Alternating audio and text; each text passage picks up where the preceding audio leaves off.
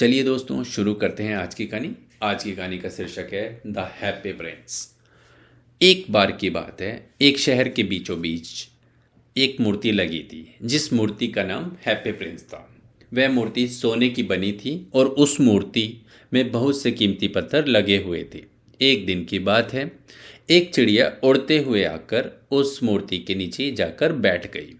तभी उस चिड़िया को अपने शरीर पर कुछ पानी की बूंदों गिरने का एहसास हुआ। उस चिड़िया ने मन ही मन सोचा कि अभी तो कोई बारिश का मौसम भी नहीं, फिर कहाँ से ये पानी की बूंदें मेरे शरीर पे गिर रही हैं। चिड़िया ने अपना सर ऊपर की ओर करके देखा तो उसने पाया कि हैप्पी प्रिंस की आंखों से आंसू बह रहे हैं। चिड़िया ने हैप्पी प्रिंस की मूर्ति से पूछा कि तुम क्यों रो रहे हो। मूर्ति ने चिड़िया को बताया कि जब मैं जिंदा था तो बहुत खुशी खुशी अपने महल में रहता था। मुझे बाहर की दुनिया के बारे में कुछ नहीं पता था, लेकिन मरने के बाद अब मेरी मूर्ति को शहर के बीचों बीच खड़ा कर दिया गया है, वो भी एक ऊंचे स्थान पर। अब मैं दुखी लोगों को देख सकता हूँ, जिससे मुझे काफ़ी दुख होता है क्योंकि मैं उनकी मदद नहीं कर पा रहा। हैप्पी प्रिंस ने कहा कि क्या तुम इन लोगों की मदद कर दोगी मेरे लिए। चिड़िया ने हैप्पी प्रिंस को इन लोगों की मदद करने को कहा। हैप्पी प्रिंस ने कहा कि मैं एक घर में एक औरत को देख सकता हूँ जो बहुत गरीब है। वह दूसरे लोगों के लिए कपड़े सिलने का काम करती है। उस औरत का बच्चा भूखा है और बीमार भी है, लेकिन उसके घर में कुछ भी खाने के लिए नहीं है। तुम मेरे शरीर से एक रूबी का पत्थर निकालकर उस महिला को दे आओ, जिससे वह अपने बीमार बच्चे को कुछ खिला देगी। चिड़िया ने वैसा ही किया। वह प्रिंस के कपड़ों में लगा रूबी निकालकर महिला के पास रख आई। जब महिला ने रूबी को देखा तो वह काफ़ी खुश हुई। महिला ने रूबी बेचकर खाने का सामान और अपने बच्चे के लिए दवाई ली। इसके बाद चिड़िया प्रिंस की मूर्ति के पास आ गई।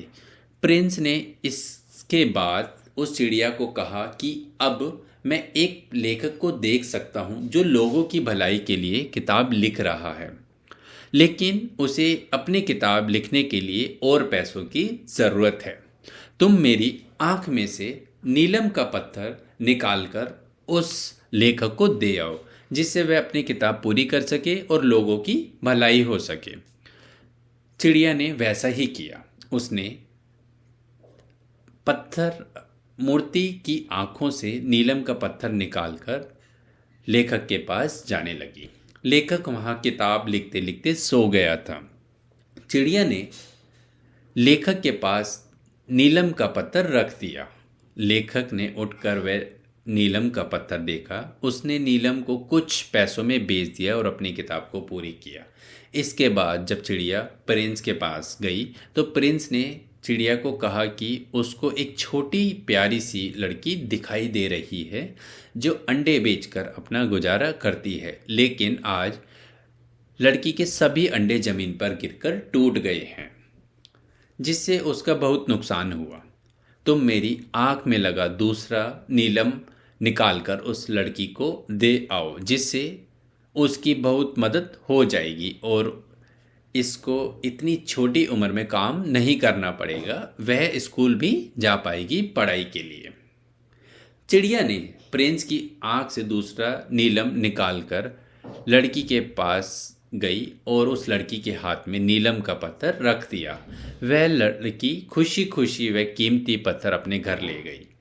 वह कीमती पत्थर बेचकर लड़की काम छोड़े स्कूल जाना लग गई। चिड़िया जब प्रिंस के पास गई तो उसकी दोनों आंखें अब नहीं थीं।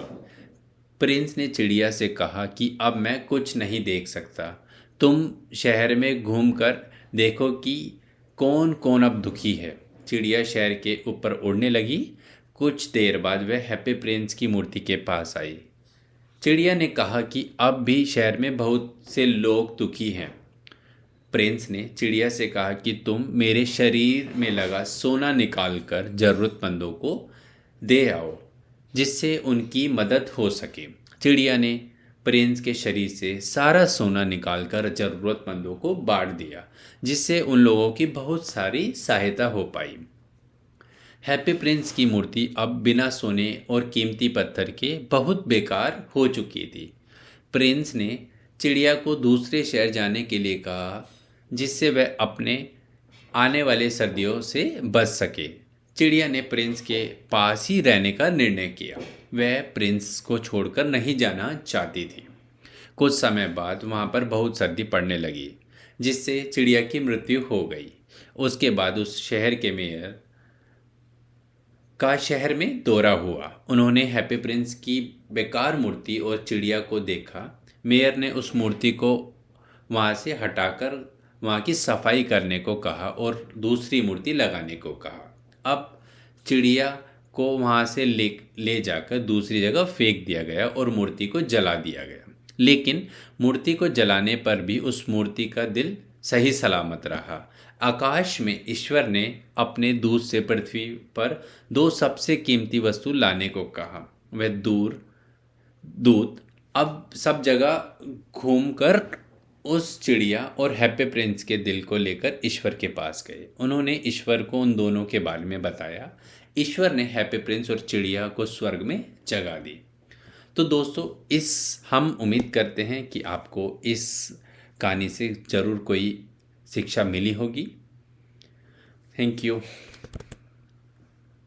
दोस्तों, अगर आपको हमारी कहानी पसंद आई तो कृपया लाइक, कमेंट एंड शेयर कीजिए।